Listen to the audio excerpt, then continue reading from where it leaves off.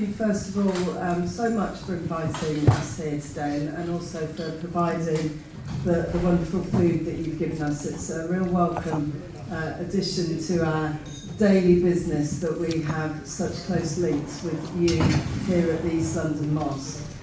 Just a little bit about myself, first of all, because I want to demonstrate to you how important I view Tower Hamlets and how important it's been to me in my police career. So I've been in the police for, I hate to admit it, 31 years now. I should have retired at 30, but I haven't, probably because I like policing so much. But I worked at Tower Hamlets actually quite some time ago. I worked here for 5 years previously when I was a detective sergeant, and I loved working in Tower Hamlets then. For me, the mix of not just cultural differences, but the ethnicities that exist within Tower Hamlets, and then also the historical importance of the borough was never lost on me when I worked here previously, and I found it a fascinating place to work, but also to serve the communities of Tower Hamlets. So I had a great time then. I then left, and as has been referenced, I'm a detective, so I went off to work in specialist crime for quite a long time. And then I returned to the borough about a year ago when I was promoted to superintendent. And I was really, really pleased to come back here. From a policing perspective, we actually cover both Hackney and Tower Hamlets.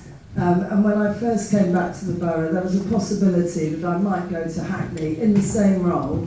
So it was a choice of Hackney and Tower Hamlets, and I ended up getting Tower Hamlets, and I was secretly delighted. Because for me, as I've said, the cultural mix of the population here and the different challenges that we have were really, really important to me as a police officer. So just a little bit about the role that I play. I've got responsibilities for neighbourhoods and partnerships in Tower Hamlets. And that means that all of the community policing and all of the teams involved in community work come under me in the structure that I have and the people that I supervise. That's again a real privilege for me. It's very different to the work that I used to do. I used to be a homicide detective, and I used to lead homicide investigations. So to come into this role was very, very different for me. But I have to say, the last year I've really, really enjoyed it. One element of community policing that I really, really wanted to improve was how we engage with our communities. So coming to Tower Hamlets, where we've got this rich mix, that was high on my agenda as I came here. Now, as I've explained, all of the local ward community teams lie under me, and one of those additional teams that I have responsibility for is what we call an integrated community and engagement team. Some of the officers that are here with me today perform a really important role there. And we had a restructuring of neighbourhood policing over the last year. The Commissioner referenced in his plan that he wanted to put neighbourhood policing back at the heart of everything that we do. And he's absolutely making that so. As such, we were given an increase in staff, and just to demonstrate the difference, I went from having one inspector for Tower Hamlets, for neighbourhoods, to now having 5 inspectors.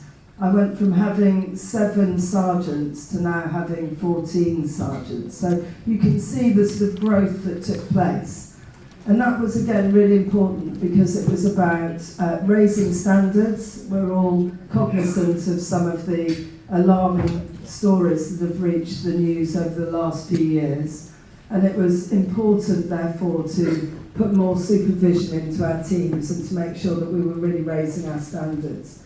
But we also recognised that we'd also lost a huge amount of trust and confidence with our communities. And so this increased governance was to make sure that our teams are working really strongly in the areas that we want them to, which is again coming back to the point of the Commissioner, which is making neighbourhoods the most important element of our policing at the moment, and I'm really privileged to be able to lead around that. I wanted to talk a little bit about some of the work that we are currently undertaking within Tower Hamlets. I do a considerable amount of work with the Tower Hamlets Council. We work very closely together, and I'm always proud of the relationship that we have with our counterparts at the council, obviously led by the mayor that's here today.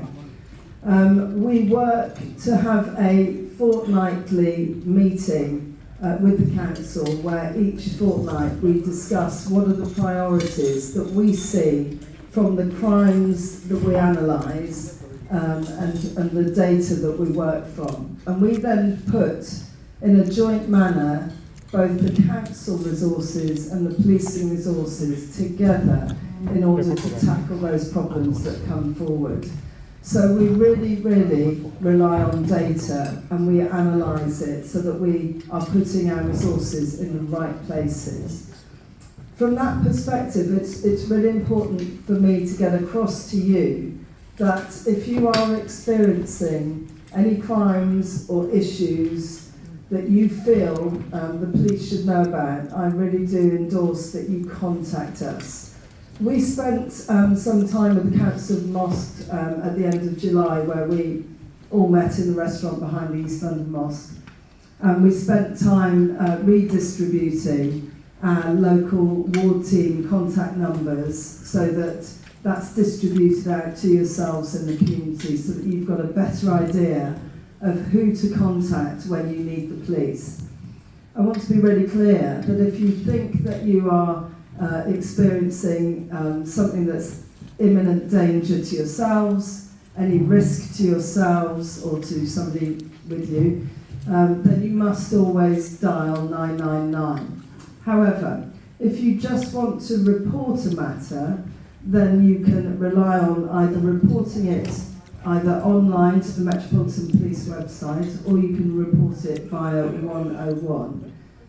But our neighbourhood teams actually provide a different service, another layer, if you like, to how you can be serviced in your community.